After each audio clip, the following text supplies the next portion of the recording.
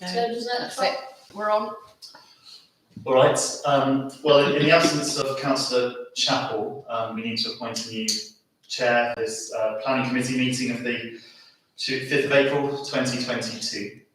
I would like to put myself forward for that position. Seconded. Job Okay. done. Job done. So let's get started then. So firstly, to receive and accept apologies for absence. So we have apologies from Councillors Chappell, Davis and Fuller. Do we accept those apologies? Yeah. Yes, we do. And because we have an absence of name tags today, at present we have myself, Councillor Jones, Councillor Arnold and Councillor Chesser. 21.95 on our agenda, we have representation of interested parties. Today we have none. And then 21.96, are there any declarations of interest, disposable pecuniary or other interests from anybody? Yeah, one of the items on the agenda is to do with the co-op where I work. So. Thank you. Councillor Chesser? No, I don't think I have. I did. No. Okay, for myself, I work for Arundel School, who do appear on this agenda at some point as well. Well, I don't work for Arundel School anymore, so It's fine. Excellent. Okay, 21.97, the minutes of the previous meeting. We propose to approve and sign the minutes of the Planning Committee meeting held on the 1st of March 2022 as an accurate record. Would anybody like to comment on those or propose them for me? I'll propose them. I'll second them. Excellent, we vote on those now. Level 3. Okay. Now to move on to the planning applications themselves. 0101, here we have 58 West Street, and we have an internal and external works to the dwelling to include a new lantern light to the flat roof, reducing one window, a new set of bifold doors and minor internal alterations to the 20th century extension. It should be noted this application follows earlier applications considered at our January meeting.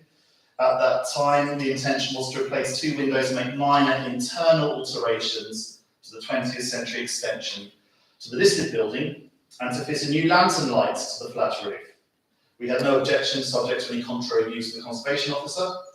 So the changes on this one from the original proposed relates to the south elevation of the existing 20th century extension, where instead of there being a door and two windows, there would now be a new bifold door with lintel, the existing window being removed, and on the western elevation, where there would be a new and smaller window with the opening being built up with facing brickwork to match the existing. There are no comments on the portal for this. At current, we don't have access to any documents, and this we seem to be true for all of the applications today because of issues with the site, the website.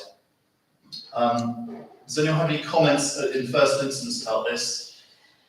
I do also have some notes from Councillor Chappell that I can share. You've got other notes. Just a sentence from Councillor Chappell, actually.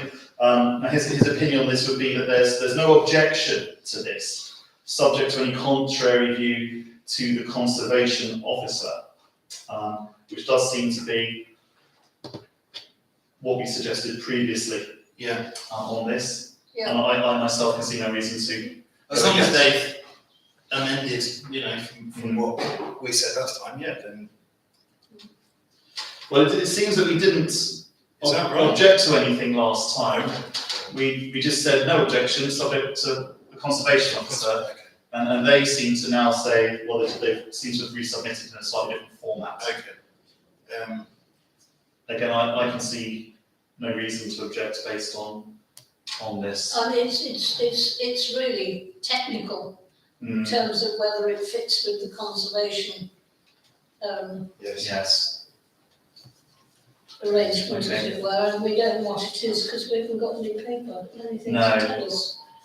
My We looked at suspicion- the plans quite extensively last time, didn't we? Yeah, Because this it's is a whole lot different. well, all it's replaced is a window, isn't it, with bifolding doors instead of a window and a door. I'm just trying to Okay. think. Well, So we're just really at the mercy of the company. yeah, that's right. It So, it is in our conservation area, so okay, so we shall, I suggest, put forward no objection, subject to yeah, I think we need that. any views of the conservation officer. Okay. 0102, this is 106 Blackthorn Road. Here they have a proposed single-storey rear extension, new pitched roof to be replaced by the flat roof, to replace the flat roof and relocation of the front porch. Now this is currently a double garage site with application form suggesting that the double garage is too small to house new vehicles. So both garages are to be converted into living accommodation, with garage doors on the southwest elevation being removed and replaced with infilling brickwork, including a new window. The application suggests that there will be ample car parking and turning provision on site following the works, and there's no alteration to hedges or trees. Walls will be sand coloured, facing brick to match existing, and there will be interlinked concrete roof tiles also to match existing. All the windows will be in new PVC, again matching existing, and there'll be new bifold aluminium doors and new windows to the northeast. The northwest elevation, there'll be a new door replacing the existing window opening, as well as new small windows and one new standard window. To the southeast, there'll be 2 new windows and a new shallow pitched roof. The existing porch will be removed and replaced with a new projecting porch with a pitched roof. I think usefully on this one, Highways have indicated that despite the loss of garages, there's sufficient on-site parking for 3 vehicles, which is required for a 4-bedroom house, of course, which the property remains. They do, however, seek the provision of a shed to store cycles, which might otherwise have been kept in the garages. And there's currently no other comments on the portal, although we have got one I think that might about to be revealed to us. That might be the highways one anyway. That might well be the Highways one. But It's whilst that's loading, what do we want to well, say? my only thought is, how can 2 garages suddenly be too small for one car even? Yes. That sort of doesn't add up, does it? No. That's right. That struck me as unusual about this.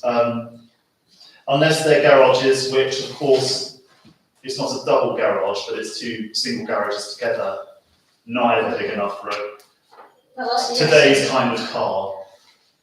And people often don't keep their cars in garages anymore, do they? That's the True. There's nothing loading up and oh, here we go. I have to say I found this to be very slow this afternoon when I was looking as well. Head of Transport Highways, yes, that's the only one. Both garages are removed, so they've already started. There's thought to be sufficient space. So we can see that from Highways, they're happy, which is always an important one for us in our context, isn't it? I think as long as Highway say, as long as there is sufficient cycle parking, then yeah, no objection. David also suggests, or Councillor Chappell, I should say, no objection. And I don't think I currently object to people improving their property in this way. So on that grounds, Val, do you have any different? Yes, no, I don't. Yeah. Okay, so we'll follow no objections. I would might if it wasn't for the fact that no highways think they'll be able to get Yes, vehicles in, and whether they'll put them onto the property is another matter. But that's not within our gift to know, But is it's it? not like, No. Okay, so no objection there. Cool. Right, 0103, this is number 9, Rock Road. Now here they wanted a 2-storey rear extension, a single-storey side extension, and raising of roof on the existing rear projection. According to the application, no trees or hedges are affected. There are no changes to access, no impact on existing parking. The extension will either have walls in brick to match the existing brickwork, or according to the application, cladding. The roof will have slate tiles to match the existing. Doors will be in green UPVC with wood effect to match existing, and windows cream UPVC with wood effect to match existing. The rear extension will have a range of 4 glazed doors on the ground floor, replacing the 2 existing windows. The new window to the first floor of the rear elevation, although further forward than existing, is essentially the same window. And there were no comments in the portal there. This one has 3 comments. Oh, 2 public comments. If they come off. From the public. Oh, it's a long one. That's a very extensive comment, isn't it? Yeah. Are we allowed to read them out, or I presume they're public? Yes, yeah. They're only public. Yeah. Okay. This is from yesterday. So I'm the comment living at, I'm the tenant living at number 7 Rock Road, which is of course a couple of doors away. And I've done so for the past 10 years. I've studied this as submitted, and the council's extensions that they put adopted on the 8th of June. I am the only property to be impacted by this, and I have a number of reasons to object to the proposal. They're as follows. Design in relation to the existing dwelling. The size of the extension does not complement the existing property. With regards to the side extension, this proposal is not 1 metre from the common boundary. The design is not in keeping with the original dwelling. It should remain in proportion and be no longer than the original. Severely impacts any amenity afforded to number 7. What does that mean, any amenity afforded to number 7? Banning access, I suppose. Yes. Paragraph 2. Fitting with character surrounding, does not take into account the characteristic of the area. The houses in Rock Road are essentially Victorian terrace. Does not respect the established building line. Does not consider artificial light from the extension. Does not consider common roof shapes or window types. There are new roof lights proposed. Their design angle at my rear bedroom means that any artificial light from the extension would shine directly into my bedroom. Impact on amenity of adjacent properties. As I stated, I'm the only person and property to be impacted by this proposal. It's far too dominant with regards to number 7. There'll be an intrusive and imposing 5 metre by 3 metre brick wall immediately to the right outside my kitchen window at ground level. The first floor extension is some 2 metres by 5 metres again, immediately to the right outside my bedroom window.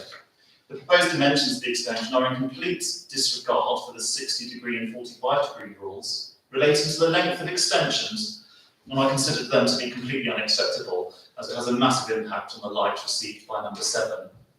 The overall effect would be most claustrophobic and have the feeling of being encased in brick. Sufficient outside amenity space. I believe number 9 is being drastically overdeveloped and does not retain sufficient usable outside space post-extension. The remaining amenity space appears to result in less than 7 metres in height, or the 50 metres squared of garden as recommended.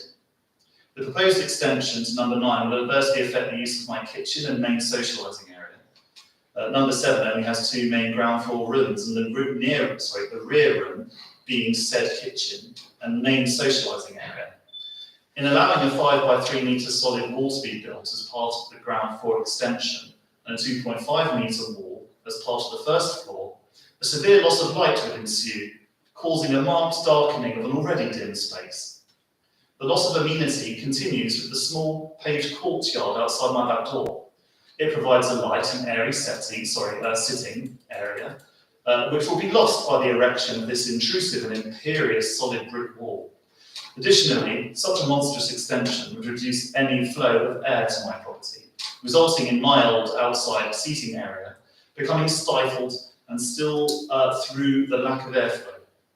The first floor extension only serves to exacerbate the situation. This loss would deprive me of the ability to enjoy an important and crucial amenity. It would be akin to living with a prison exercise yard rather than a place to relax and enjoy. I cannot emphasise enough that the kitchen is one of the only 2 living rooms, and being at the rear along with the adjacent courtyard, they would be completely dominated by this extension. Despite number 9 being to the north of number 7, there would be a marked loss of light towards the end of the afternoon. While I understand and accept that the planning authorities and the regulations do not recognise any right to a view, I would argue that there is a difference between this particular point and having one's outlook dominated by something so large, so close, and as ugly as a tall bare brick wall. I therefore submit that planning should be refused based on the reasons as given above. Well, Needs a site visit, doesn't it? it does. I mean, I appreciate this resident taking the time to write that. The other comment it's saying is not available for some reason. Okay. Did you need to log in? I saw something asking to log in earlier, but No, that's if you want to make a comment.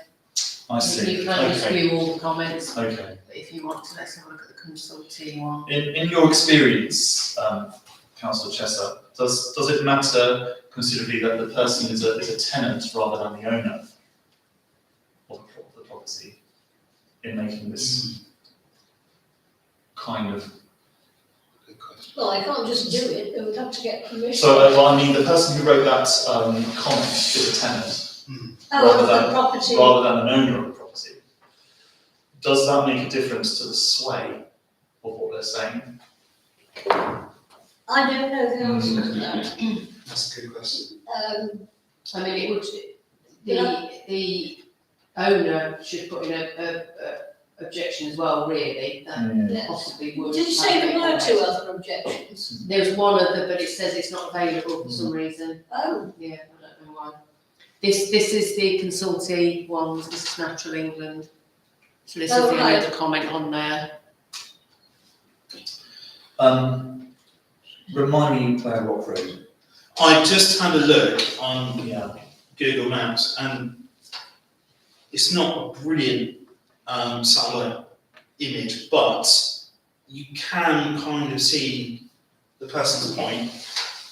So that is number 7, which is that one. right, That's number 9. So the next door, which is that one. right.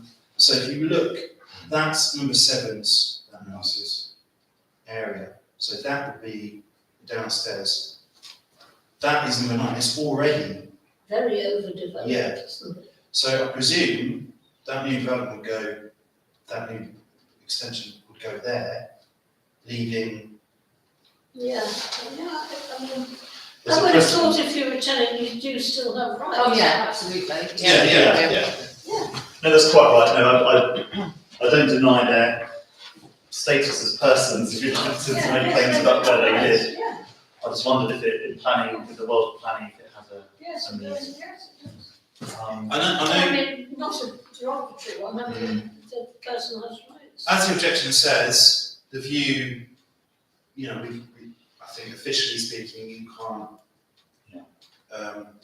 stop an application because of the view. However, just from looking at this, it does look as though it would be a significant loss of Amenity. light at all, or anything of that nature whatsoever coming into that downstairs element. But yeah. I mean, certainly, what the idea of overdevelopment is certainly a planning concept, a strong one, that we use frequently, don't we? what are our options here? I mean, because Well, it we can doesn't object. necessarily object to something that we can, We can object on overdevelopment of the site. potentially, yeah. It's already highly On developed. that map image you've got, is there precedent set already in terms of how other people extended in the way that you can see Yeah, it does look as though they have? 13, 11 and 30, if anything, going sort of down this way, there doesn't seem to be too much. So 7, 5, 3, there doesn't seem to be that much. but going up the road, 9, 11, 13, there does seem to be similar amount. Yeah. Okay, Mm. well, Can we advise that the person contact the owner of the house, ask them to put in a complaint if they wish to? But, I mean, technically, are we allowed to object to it? Yeah, if we Yeah, we want can- to, we yeah, can if we object think to it's overdevelopment. The basis of his objection, where it was talking about the angles, they definitely pay a lot of attention to that. So if he's got that fact right with the angles, they Yeah. possibly will refuse it anyway, because they've got a certain rule of thumb that they work Yes. out. So the technical detail he's put in his objection would indicate he's read up on it or is quite knowledgeable about what is a planning issue and what isn't. So okay. It's such a shame we can't see any of the I documents. know, yeah. At all. I think then, David said no objection, but that's on the basis that there are no comments. comments at the time. But my view is that we should object. I would on the agree basis with of you overdevelopment. on the basis of what this individual has said and the tone of that piece of writing and how it seems. And of course, if Northants, I mean, they can object to our objection or support it, can't they? I mean, have a look at it. So, yeah, someone's got genuine concern about their living standards, and it would be wrong for someone's living standards to be improved at the cost of someone else's. So do you want me to put a comment that, based on the objection, the detailed objection and OTC's concerns, Yes, that it's tantamount to overdevelopment? So Yeah. would ask the case officer to consider it. That's right. Yes, I think that would be right. But at least matches our feeling as Yeah. a three. Yeah. The three of us are here. Yeah. Super.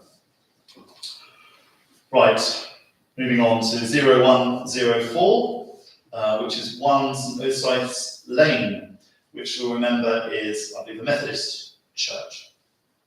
Now, this came to us in November.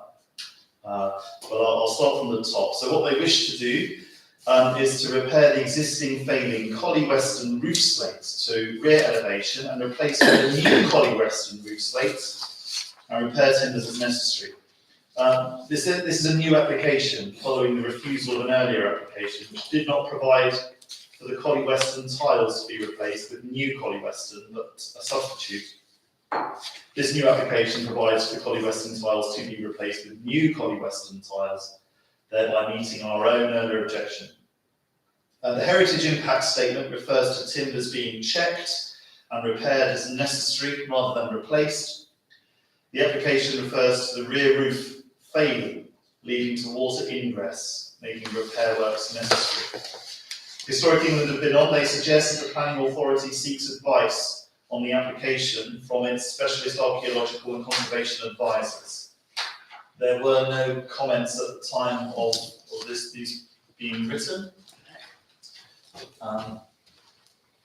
If there are any more, at the risk of eating my own words, but before looking at comments, I think my initial impressions were, having met the Collie Weston slate requirement that we had, because it's in the conservation area, and you always replace Collie Weston with Collie Weston in Eldor, from the conservation area. I'm looking favourably on this application, as indeed does Councillor Chappell. But we'll see if there's any comments here. Does anyone have any particular strong feelings about this at all? No, I think they've done what we said in the booklet, so, yeah. I think we could almost say we welcome the fact that they have now decided Yes. to, I think it's right that it is right that we ask them to consider the timbers being repaired rather than replaced.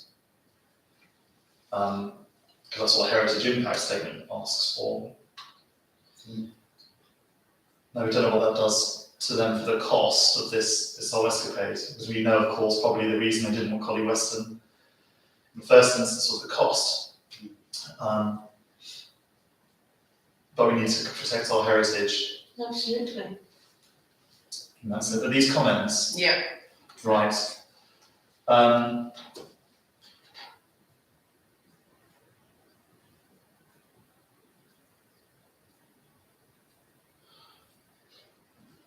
Okay, so we've got ecology advice here from about a week ago.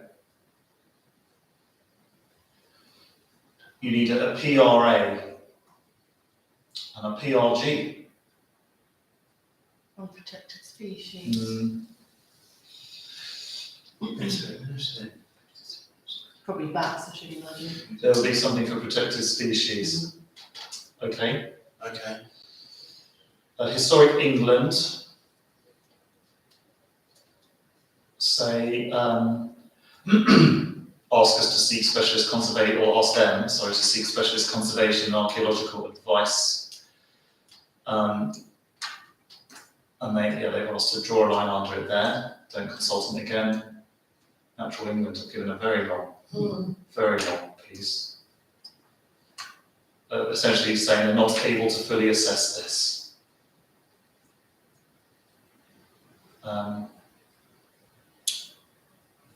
Okay. Is there any bit further down? Oh, blimey. Good.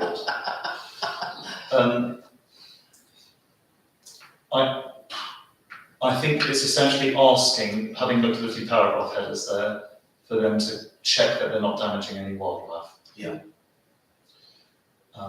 It's very long. Yes, Okay.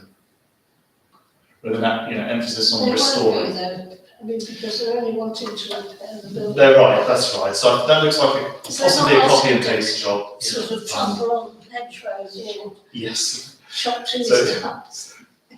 We won't engage with that much further in terms of that one. But so I get the sense then that our view on this is no objection, so long as they meet the Historic England and Heritage Impact Statements requests. Is that something we can say? Yep. Well, we could approve it. We could support, I suppose. We could still say no objection, subject to. Yeah, subject to. Subject to them conforming to all the requests from. That's right. And we're very grateful that they've. Yeah, it's a good Really thing to responded. say that, because Yes. then we're giving a message then that we have actually gone into this Yeah, and not just Yeah, take it ticked off. the Yeah. box.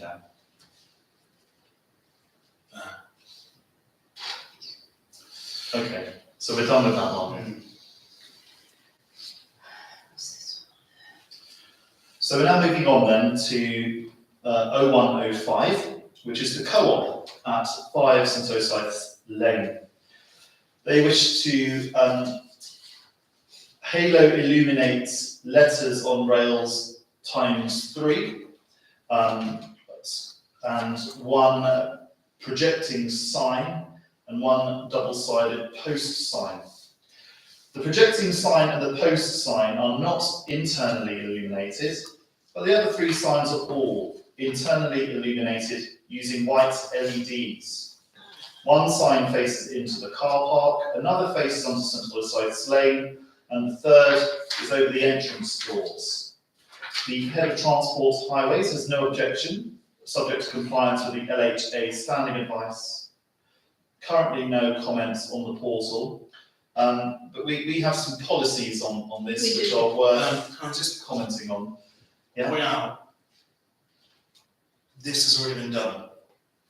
Okay, For some reason, it doesn't say retrospective on here. Which we hate retrospective planning. Yeah. thank you for saying. Just point that out. Deprecate Don't that, wanna- that it's already been done, Okay. we have to say. I'll Sorry to talk say about, that. for the sake of procedure, I'll just voice what the policies are and then some comments that we've also seen. So we have planning, the OTC planning guidance document in the section labelled policies affecting the conservation area, which presumably the co-op is in. So B says internally illuminated signs. So in exceptional circumstances, the grant of planning permission for the installation of any internally illuminated sign on buildings in the conservation area or installed internally but visible externally is unlikely to be supported.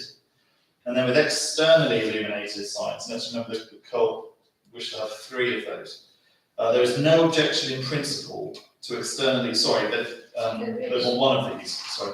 There is no objection in principle to externally illuminated signs being erected on any non-listed building in the conservation area.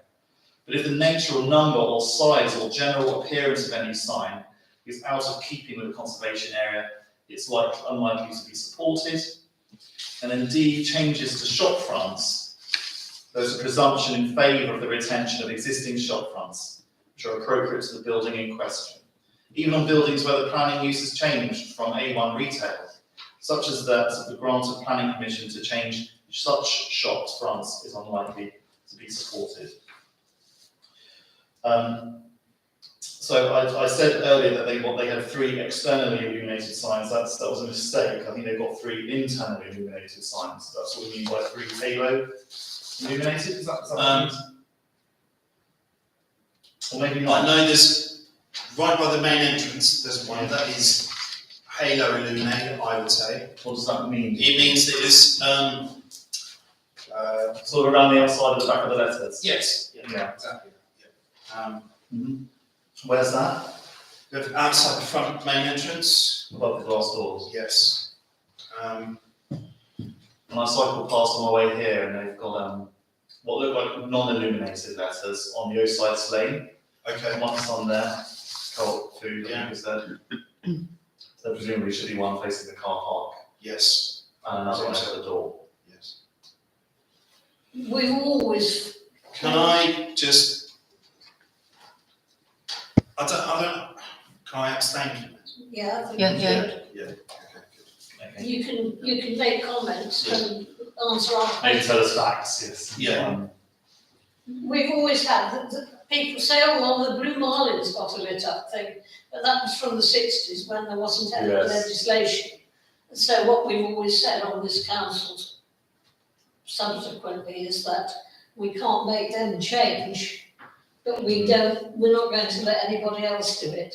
So, for instance, the Coffee Tavern wanted to do it, and we said, no, you can't. That's right.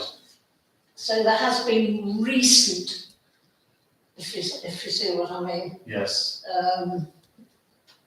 a recent attempt, Yes. and we were very firmly said, no, it's against our planning. That's right. Councillor Chappell has said that we object to the use of externally illuminated signage within the conservation area on the basis that it's contrary to our Oundle Town Council's internal planning guidance document. The use of internally lit signs is detrimental to the appearance of buildings located within the conservation area. No objection to the projecting sign and the double-sided post sign. Yes. And though the co-op is obviously it's a modern building, at least in terms of Oundle standards, it presumably falls within the conservation area and is therefore subject to. And of course, it was subject to, in getting the planning permission, Yes. it had to conform to certain Okay, indeed. legislation anyway, like it being Yes. the stone, Yes. for instance. So I would agree with what Councillor Chappell said, totally. I would as well.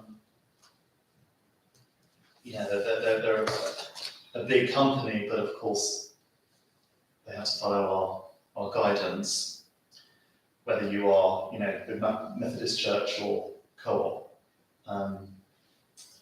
So I would also object on those grounds too. The fact that this perhaps also seems like it might be retrospective as well is a shame for that. It is a great shame, because they must employ people who would Yes, I've read the lease and I will say I'm quite surprised they didn't say anything to Lisa Brothers. Mm. Because they were very keen to make a point about the car park closing Yeah. to you, and yeah, I was quite surprised when I came to work one day and it was there. So, I'm sure, I'm hope that it was just a mere oversight and will be rectified. Yeah. Sharpish. Hmm. So we, I think we object to that. So I'll do the standard one that David provided, yeah? I think that's right, yes, Okay. and the fact I that think it's that's fine. retrospective or something. But Yes. Okay. 0106 then, this is Berestead Barn, which I do believe is part of Arundel School. oh yeah. Number 10, Duck Lane. So here, discharge of conditions pursuant to 01810 on the portal. Condition 3, joinery details. So I think this was a small thing. So it's an internal and external alterations to the barn and Scott House, including opening up original masonry wall between Berestead Barn and Scott House, and changes to fenestration to Berestead Barn. Condition 2, joinery details for new windows. It seems to be noted only, according to Councillor Chapel, which I think means we don't have anything to say about it, do we? correct. Right. So we'll call that one off and finish. 0107, 17 Benfield Road, or Cherry Orchard Yard, 13 to 17. Various tree works. We've got T1, which is eucalyptus, T2, which is an ash, T3 maple, T5 elm. I don't know what happens. Oh, T4's there. So the works on those ones seem to be merely tree husbandry. We've got T4 walnuts, proposed to fell to ground level because it has a severe lean over neighbour's garden and lost several large branches in a recent storm, thereby improving safety and light in neighbour's garden. No alternative suggested. And T6